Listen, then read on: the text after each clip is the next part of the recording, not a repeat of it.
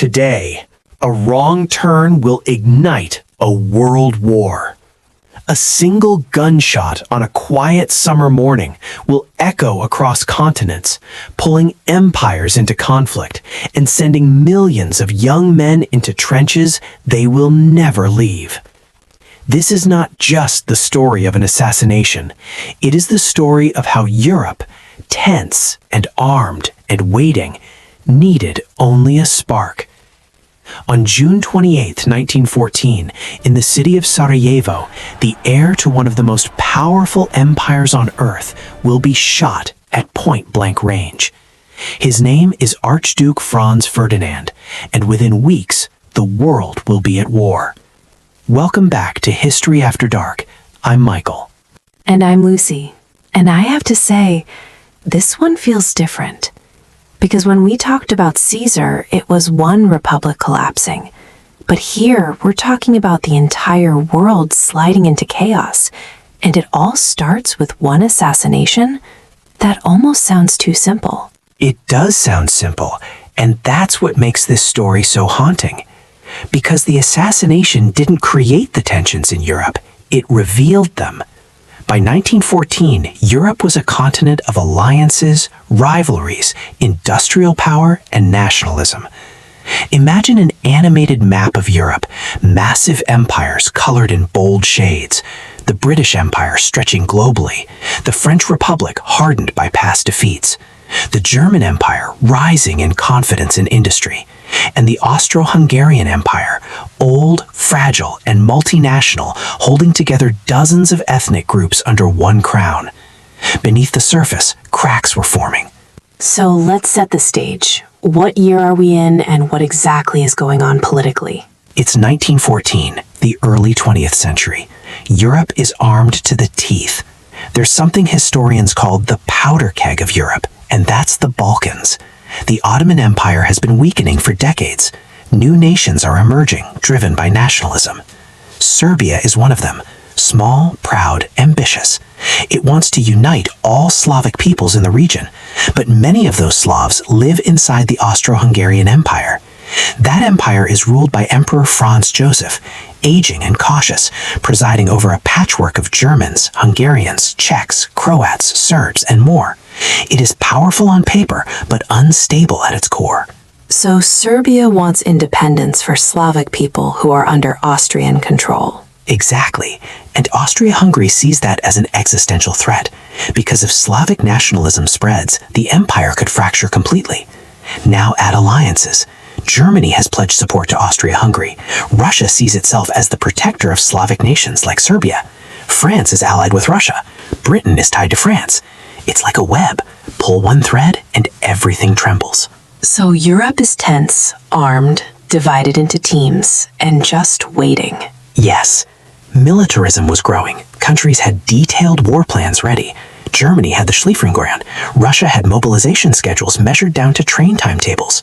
Simple motion graphics here could show gears turning, troop numbers rising, factory smokestacks producing artillery shells. This was an age that believed war might even be cleansing, decisive, glorious. That's chilling, because we know what's coming. They did not. They believed any war would be short, over by Christmas. They had no idea. So where does Franz Ferdinand fit into all of this? Archduke Franz Ferdinand was heir to the Austro-Hungarian throne. Not universally loved, even within his own empire, but he had ideas. He supported reform, perhaps giving more autonomy to Slavic groups within the empire. Ironically, some historians argue that his survival might have slowed nationalistic tensions. But in June 28, 1914, in the city of Sarajevo, the capital of Bosnia, which Austria-Hungary had annexed in 1908. Annexed, so taken over officially. Yes. And that annexation angered Serbia deeply. Many Serbs believed Bosnia rightfully belonged with them. In Sarajevo that day were members of a secret nationalist group known as the Black Hand. Young men, idealistic, radicalized, determined to strike a blow for Slavic independence. And this is where the spark happens. Yes. Among them was a 19-year-old named Gavrilo Princip, thin, intense, carrying a pistol. The plan was simple: assassinate the Archduke during his visit. That sounds bold. Almost reckless. It was. On the morning of June 28, 1914, the Archduke's motorcade drove through Sarajevo. The route had been published in newspapers. The conspirators positioned themselves along the street. The first assassin lost his nerve. The second threw a bomb, but it bounced off the Archduke's car and exploded under the next vehicle. Chaos erupted. Civilians were injured. The motorcade sped away. So the assassination failed? It seemed to. And this is where history turns on something almost absurd.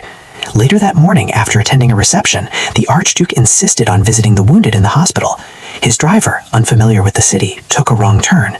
The car stalled, and by coincidence, standing just a few feet away was Gavrilo Princip. You're kidding. I'm not. Princip stepped forward and fired 2 shots. One struck Franz Ferdinand in the neck. The other hit his wife Sophie. Both would die within minutes. That's it. 2 shots, and the world changes. Yes. A portrait of Princip would appear in newspapers worldwide. A timeline graphic would show June 28, 1914, and then the days ticking forward. But what matters most is what happened next. Because an assassination alone doesn't cause a world war. Correct. Austria-Hungary blamed Serbia. Germany offered what historians call the blank check, unconditional support. Russia began mobilizing to protect Serbia. Germany declared war on Russia, then on France. Then, following its war plan, Germany invaded Belgium.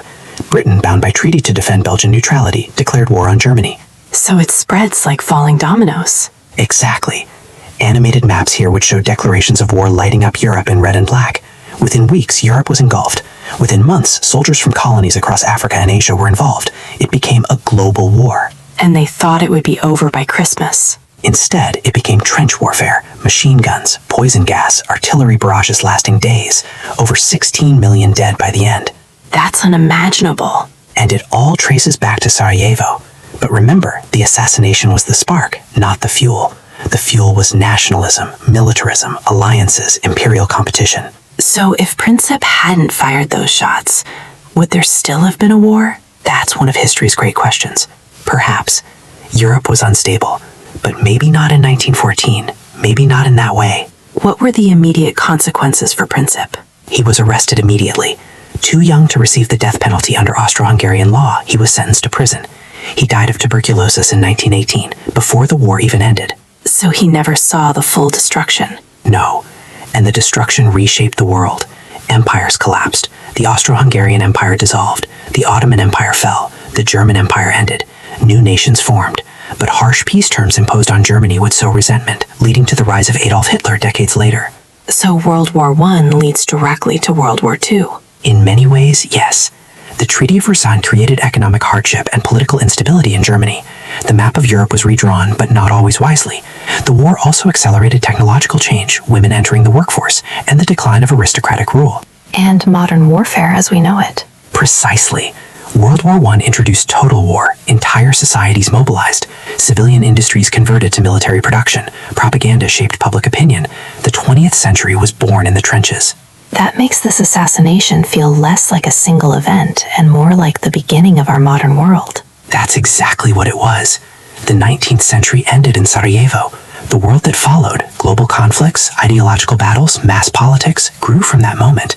So why should we care today? Because it reminds us how fragile peace can be, how alliances can entangle nations, how nationalism can inspire pride and violence, and how leaders' decisions in moments of crisis can escalate beyond control. And maybe also how small actions can have enormous consequences. Yes, one young man, one pistol, 2 shots, and a century shaped by war. That's heavy. History often is, but understanding it gives us perspective. It shows us patterns. It teaches caution. If you found this episode powerful, share it. Because this isn't just a story about the past. It's a warning about how interconnected our world has always been. In our next episode, we'll explore what happened inside the trenches, the daily reality of soldiers in World War I. Make sure you're subscribed to History After Dark. Like the video and tell us in the comments, do you think the war was inevitable or did it all hinge on that wrong turn in Sarajevo? Until next time, remember, history is never just about what happened. It's about why it happened and what it means for us today.